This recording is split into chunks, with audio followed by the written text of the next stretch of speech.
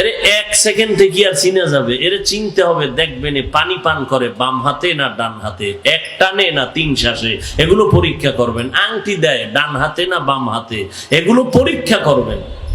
আগে সালাম দেয় না আপনার সালামের জন্য বয়ে থাকে, খুব চিন্তা করবেন। জুতা যখন পায়ে দেয়, বাম পাওটা জুতা আগে ঢুকাইছে না ডান পাও ঢুকাইছে, এগুলো খেয়াল করবেন। এই সুন্নত যারা মানবে তারা হক, যারা সুন্নতের উপরে নাই তারা ভণ্ড। বাথরুমে ঢুকতেছে, খেয়াল রাখবেন বাম পাও আগে দিছে না ডান পাও, বুঝেননি কিছু? মসজিদে ঢুকতেছে, খেয়াল করবেন পাওটা আগে দিছে কোন পাও, খেয়াল করবেন। জুতা ঢুকাইছে কোন পাও, আগে ডান পাও ঢুকাবে, তারপরে বাম পা ঢুকাবে। এত সোজা। সুন্নতের মজবুতি যাদের মধ্যে প্রাথমিক পর্যায়ে ধারণা করবেন এরা হক। এরা কি? এরপরে ধারণা, তার কথায় দিল নরম হয়নি, চোখে পানি আসেনি, আমলের জন্য দিল তৈরি হয়নি, বুঝবেন হকের পক্ষের দিকে আগাইতেছেন। আর যদি দেখেন না আলেম ঠিক, বয়ানের পরে আগে টানতাম বিড়ি, এখন গাঞ্জা খাইতে মন চায়, এরকম আমগো দেশে আছে না নাই? হুদা আলেম না, অলিকুল শিরোমণি, গাঞ্জার গডফাদার। এরে বানাইছে বাংলাদেশি জাতিরা অলিকুল শিরোমণি। আকাশেতে লক্ষ তারা, এক চাঁদের আলো, লক্ষ মানুষ থেকে একজন আল্লাহওয়ালা ভালো। আল্লাহওয়ালা হওয়ার জন্য বুখারী শরীফের মধ্যে আল্লাহর নবীকে আল্লাহ বলেছেন, যারা ওলি হবেন, মান আদালি ওয়ালিয়ান ফাকাদ আযানতুহু বিল হারব, যারা ওলি হবেন এরা শুধু 5 বেলার ফরজ ইবাদত করবে না, বেশি বেশি নফল ইবাদত করবে। নফল নফল নফল। আমগো দেশে এমনও মাওলানা, এমনও পীর আছে ইমামতি করার যোগ্যতা নাই, আছে না নাই? যে মুরিদের ইমামতি করার যোগ্যতা রাখে না, সে পীর হওয়ার যোগ্যতা রাখে না। কথা হইল কেমনে? সোনার বাংলায় সবই হওয়া যায়, অসম্ভব বলতে সোনার বাংলায় কিছু নাই। আপন বাবা নিজের আপন মাইয়ারে ঢাকার হোটেলে ঢুকাইয়া রাতের বেলা কয়, আজকের জন্য তুই আমার কাছে স্ত্রীর মতো। কি ইন্ডিয়ার খবর? সোনার বাংলার খবর, তাজা খবর। মিডিয়ায় দেখো না, কয়েক মাস আগে, এলাকার নাম টামের দরকার নাই, কঠিন ভাবে ভিডিও খাইছে। মাইয়া বলতেছে আমার আব্বা আমার সাথে জিনা করেছে। আমি বানায় বলতেছি, এই মিডিয়ার গোলামের, আমি বানায় বলতেছি। তোমরা সারা রাত্র ফেসবুক শরীফ নিয়ে ঘুমায় থাকো, ঘুমাও না, মোরাকাবা করো, আল্লাহ ভালো জানেন। চেহারাটা কার্টুন বানায় ফেলাইছো, লজ্জা করে না? আয়না দেখো না কখনো? আমেরিকান হারবাল মাখলে কি আর তোর চেহারা জীবনে আর ভালো হবে?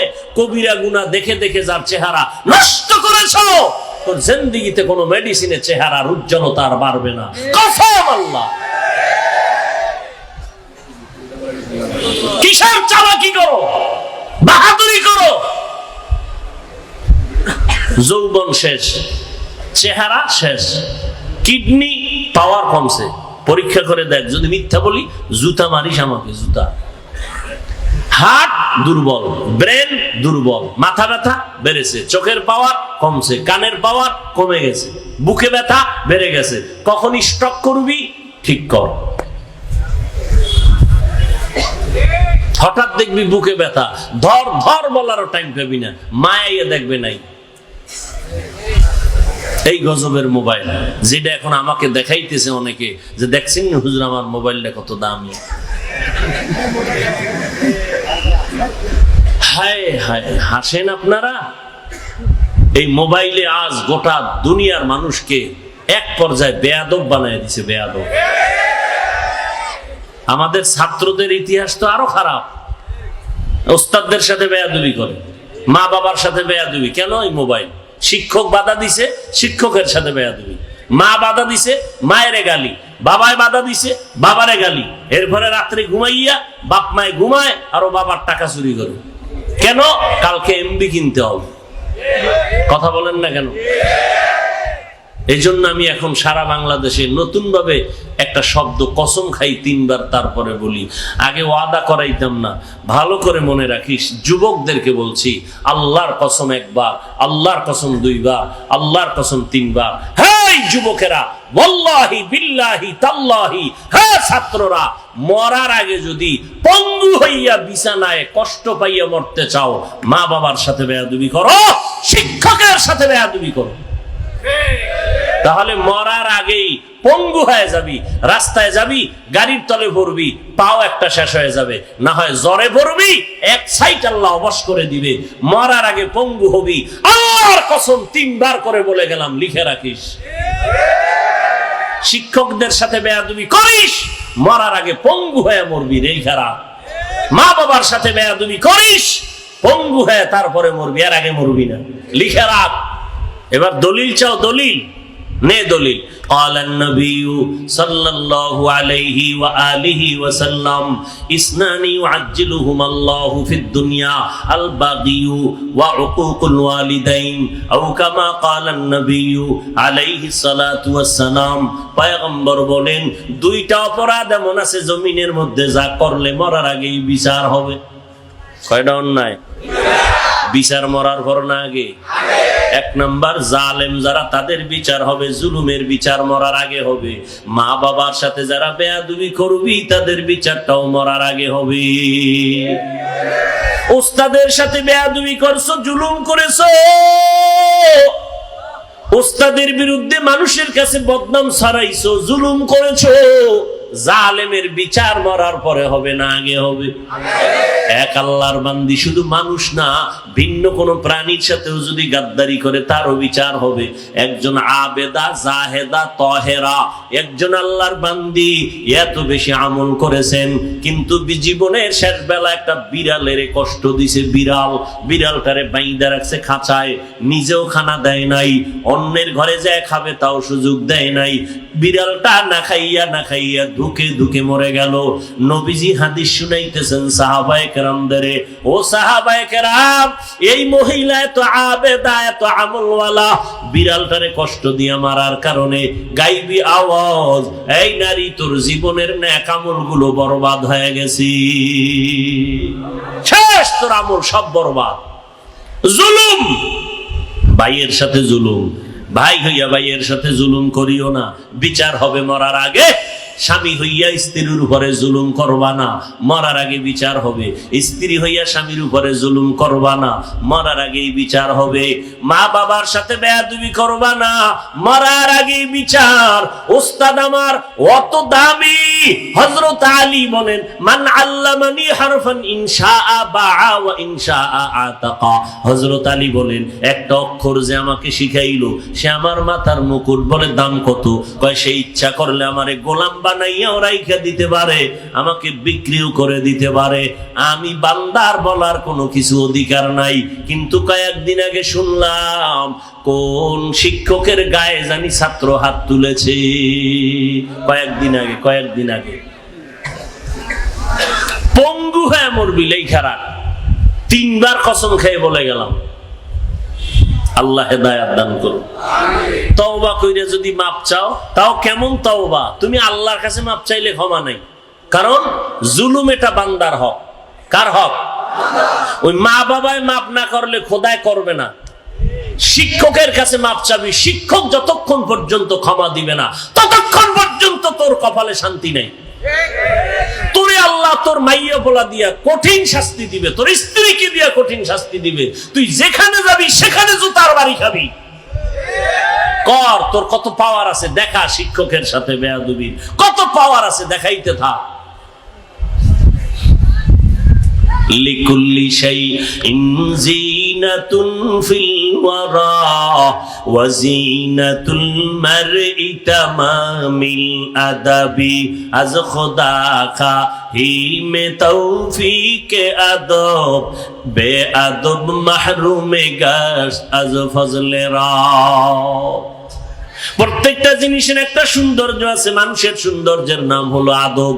আদব নাই ওই মানুষ যত বড় শিক্ষিত হোক, টাকাওয়ালা হোক, কোনো দাম নাই। টাকা নাই, শিক্ষা নাই, কিন্তু আলোকটা বড় নম্র ভদ্র, সবাই তারে মহব্বত করে, গুণগান গায়, এটা বড় দোয়া। এরে যুবক, মায়ের পেট থেকে আমার নবীও আদব শিখে আসেন নাই। নবী বলেন, আদাবানি রব্বি ফাহসানা তাদিবি, রব আমাকে আদব শিক্ষা দিয়েছেন। আল্লাহর দেওয়া শিক্ষা, দেওয়া আদব কত সুন্দর, আমি মায়ের পেট থেকে শিখে আসি নাই। তোমরাও মায়ের পেট থেকে আদব বলা হইয়া আসো নাই। শিখতে শিখতে শিখতে শিখতে দামি হয়ে যাইবা। পিছনে শয়তানের অন্যায় ধোকায় পড়ে যদি অপরাধ করিয়াও থাকো, এখনো সময় আছে, তওবা করো। মা বাবার কাছে মাপ চাও, আল্লাহ মাফ করে দিবেন। শিক্ষক যদি বলে তোরে মাফ করে দিলাম, সাথে সাথে আল্লাহ কয় তোরেও মাফ করে দিলাম। মা যদি কয় বাবা তোরে মাফ করে দিলাম, আমার আল্লাহ সাথে সাথে বলবেন তোরে মাফ করে দিলাম। ও বান্দা, গরিবের উপরে জুলুম করেছো, গরিবের কাছে ক্ষমা চাও, না হয় আল্লাহ ক্ষমা দিবেন না। ভিন্ন মাখলুকের সাথে জুলুম করেছো, আল্লাহ ক্ষমা দিবেন না। ও বান্দা, আল্লাহর কাছে ক্ষমা চাওয়ার আগে বান্দার হক নষ্ট যেন না হয়। যদি হইয়েই থাকে, ভাইয়ের সাথে অন্যায়, তাড়াতাড়ি ক্ষমা চাও। মুরব্বীদের সাথে অপরাধ, তাড়াতাড়ি ক্ষমা চাও। আল্লাহ তাআলা বলেন, আমার ভয় তাকওয়া অর্জন করো। তাকওয়া, আল্লাহর ভয় যদি থাকে, গুনাহ কম হবে। মা বাবার ভয় যদি সন্তানের অন্তরে থাকে, সন্তান মা বাবার সাথে অন্যায় কম করে। আরে ওস্তাদের প্রতি ছাত্রের অন্তরে যদি ভয় থাকে, ওই ছাত্র ওস্তাদের সাথে বেয়াদবি কম করে। যেই বান্দা বান্দি আল্লাহকে ভয় করবে, ওই বান্দা গুনাহটাও কম করবে। হারকে দারাত খৌফে হক দর দিল মাদাম, জান্নাতুল মাওয়া দেহদ উরা মাকাম, জুজবা হক চি জে মখাজ ইনসো যা, ফজলে উআ মস্তে দর জুমলা জাহা। ও গো নবীর উম্মতেরা, হয়ে আজি দিশাহারা, কোরআন হাদিস রে চলো যখন যাহা চায় মনে, নবী বিনে কে তারবে পুলসিরাত মিজানে, নবী বিনে কে তারবে পুলসিরাত মিজানে। নবী আমার জীবন ভরে দিনের লাগি কষ্ট করে, দান দান শহীদ করিলেন অহুদেরই ময়দানে, নবী বিনে কে তারবে পুলসিরাত মিজানে, নবী বিনে কে তারবে পুলসিরাত মিজানে। এরে নবীর আশিক উম্মতের দল, নবী আমার কত দামি। ওই নবীর সুন্নতের কারণে আজ ১৫০০ বছর পর আল্লাহ আমাদের সম্মানে রাখছেন, নবীর আদর্শের কারণে। আজকে কাজুলিয়া মাদ্রাসার ময়দানে এত মানুষ, দুনিয়ার কোন টাকাওয়ালা যদি এতগুলো মানুষ এক জায়গায় জমা করতে চাইতেন, আপ ডাউন গাড়ি ভাড়া দেওয়া লাগতো, ঠিক নেই? বসার জন্য ভিআইপি ব্যবস্থা। অথচ এখানে কিন্তু কাউকে গাড়ি ভাড়া দেওয়া হয় নাই, বরং মাদ্রাসার জন্য টাকা রেখে দেওয়া হলো। এরপরে বসার কোনো ব্যবস্থা নাই। যেই বিছানা দিছে, কেউ বালুর উপরে বসছে, কেউ দাঁড়ায় আছে, কোনো কষ্ট নাই। ভিআইপি নন ভিআইপি নাই, সব একাকার হয়ে পড়ছে। কে বড় কে ছোট, কে ধনী গরিব, কোনো ভেদাভেদ নাই। সবাই বসে গেল, খানার চিন্তা নাই। টাকাওয়ালারা এতগুলো মানুষ যদি জমা করতেন, নাস্তা দেওয়া লাগতো, না হয় পিডাভিডি বাঁচতো। শুধু তাই না, এতগুলো মানুষকে নিয়ন্ত্রণ করার জন্য কত পুলিশ লাগতো নি, কত র্যাব, কত বাহিনী। আর কাজুলিয়ার ময়দান পুরা বেহেশতের বাগান, এত সুন্দর ময়দানে মানুষগুলো বসে আছে, একটা পিপিলিকার আওয়াজ পর্যন্ত নাই। এই মুহূর্তে কেউ টেলিফোন আসলেও বিরক্ত বোধ করে, কথা বলতে চায় না, ডিস্টার্ব কেন করলা? এটা কেমন করে সম্ভব? একজন পুলিশও নাই, নিয়ন্ত্রণের জন্য কোনো মানুষ নাই, সব চুপচাপ বসে আছে। এটা কেমন করে সম্ভব? ১৫০০ বছর আগে আমার মদিনাওয়ালা নবীর আদর্শ মানার কারণেই সম্ভব। এরে নবীর উম্মতের দল, ওই নবীর আদর্শের মালাটা গলায় লাগাই ওরে যুবক, ও পর্দার আড়ালের আম্মা জানেরা, কয়দিন আর দুনিয়াতে বাঁচবেন? আল্লাহর কাছে তওবা করেন, আল্লাহ পাক তওবার দরজাটা খুলে রাখছেন। ও যুবক, ওই মা বাবার দোয়া নিয়ে তওবা করো। তোমার মতো যুবক জীবনে মাদ্রাসায় পড়ে নাই, 5 বেলার নামাজ পড়ে স্কুলে ভরে আসে না নাই? তুমি মনে মনে প্রশ্ন করো, তুমি কেন পারো না? তোর মতো যুবক বাবা র‍্যাব, আর্মি, পুলিশ, বিডিআর এর চাকরি করে, 5 ওয়াক্ত নামাজ পড়ে, অভাব নাই। মনের প্রশ্ন করো, তুমি কেন পারো না? তোমার মতো যুবক রাস্তায় গাড়ি চালায়, 5 বেলার নামাজ পড়ে, তুমি কেন পারো না? তোমার মতো যুবক তাকায় দেখো, বান্দা কর্মচারী কৃষি কাজ করে, নদীর মধ্যে মাছ ধরে, নামাজ ছাড়ে না, তুমি কেন পারো না? ও বুড়ারা, আপনাদের মতো কত বুড়া মানুষ লাঠি দিয়ে হেঁটে হেঁটে মসজিদে গিয়া 5 বেলার নামাজ পড়ে, 1 বেলাও ছাড়ে না, আপনি বুড়া হইয়া কেন পারেন না? এরে আম্মা জানেরা, আপনাদের এত সম্মান আল্লাহ দান করেছেন, কিয়ামত পর্যন্ত আর কারো দিয়া সম্মান বাড়ানো লাগবে না, বাড়াতে চাইলেও পারবে না। যেই পয়েন্টে নারীদের সম্মান বাড়ানো দরকার, আল্লাহ নবীর মাধ্যমে তা বাড়ায় দিছেন। কিয়ামত পর্যন্ত আর বাড়ানোর কোনো রাস্তা নাই। কোন চালাক যদি বলে আমরা নারীর সম্মান আলাদাভাবে বাড়াবো, এর দ্বারা নারীদের সম্মান বাড়বে না, বরং নারীরা হবে আরো অপমান, আরো অপমানিত হবে। নারীদের এত সম্মান।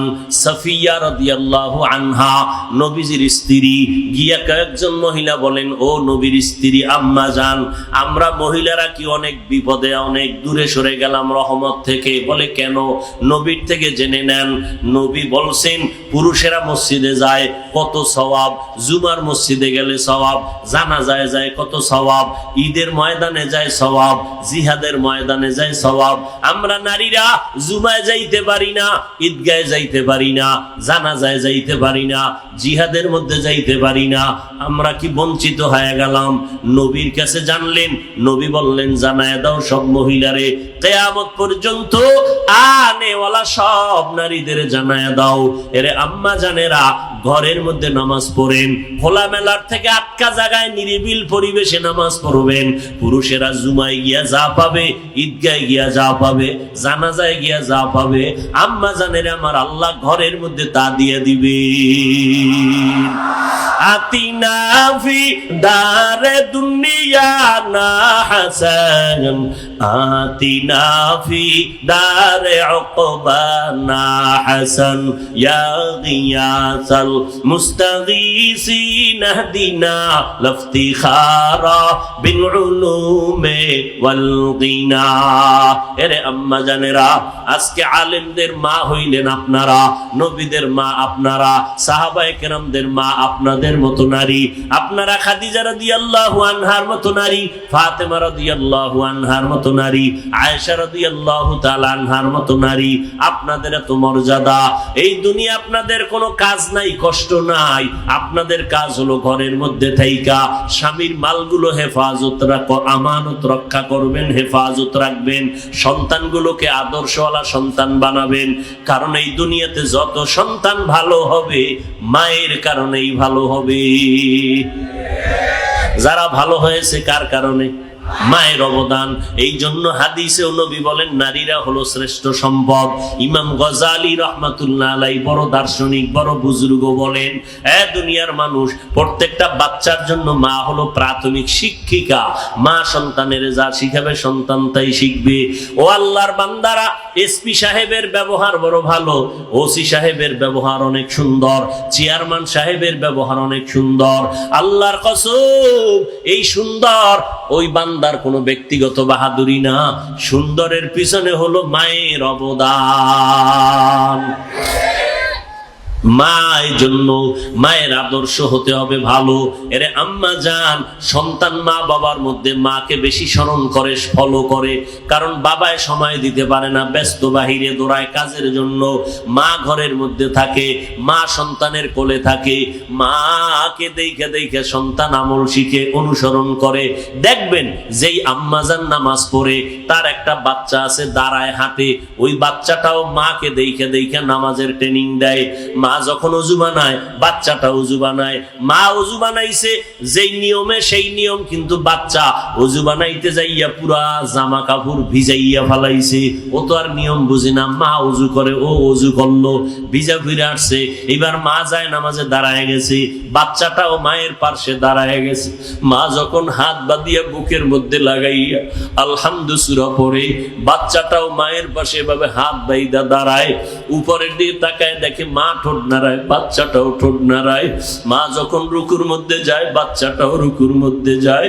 মা যখন সিজদায় যায়, কপাল ঠেকাইয়া বলে সুবহান রাব্বিয়াল আ'লা। বাচ্চাটা নাক আর কপাল ঠেকায় না, বাচ্চাটা গাল লাগাইয়া মাটির সাথে মায়ের মুখের দিকে তাকায় আর ঠোঁট নাড়ায়। আমার মাওলার কুদরতি অন্তরে মুহাব্বতের জোশ এসে যায়। আল্লাহ বলে ফেরেশতা তাকায় দেখ ওই বাচ্চাটা কি করে, বলে ঠোঁট নাড়ায়। বলে কেন? বলে ওর মা ঠোঁট নাড়ায় জন্য বাচ্চাটাও ঠোঁট নাড়ায়। বলে ওর মা কি বলে? বলে ওর মা বলে সুবহান রাব্বিয়াল আ'লা। আল্লাহ বলে ফেরেশতারা লেখ, এই বাচ্চাটাও বলে সুবহান রাব্বিয়াল আ'লা। এই বাচ্চাটার সওয়াবগুলো মায়ের আমলনামায় লিখে দাও। এরে পর্দার আড়ালের আম্মা জান, আপনাদের এত সম্মান আল্লাহ দান করেছেন, সারা রাত আপনাদের মর্যাদার বয়ান করলেও শেষ হবে না। তবে আপনাদের পর্দা রক্ষা করতে হবে, বেগানার নজর থেকে নিজেকে বাঁচাইতে হবে, স্বামীর মাল হেফাজত করতে হবে। এরে আম্মা জান, স্বামীর মাল নষ্ট করবেন না, এটা তো স্বামীর না, মূলত আপনার। স্বামী কিন্তু কষ্ট করে যা কামাই করে স্ত্রীর জন্য, সন্তানের জন্য, স্বামী বেচারা ভালো দুমুঠো খাইতেও পারে না, বাইরে গিয়া কাজ কইরা কত ঝগড়া টগড়া কইরা টাকা নিয়ে আসে, সব স্ত্রীকে দেয়, সন্তানের দেয়।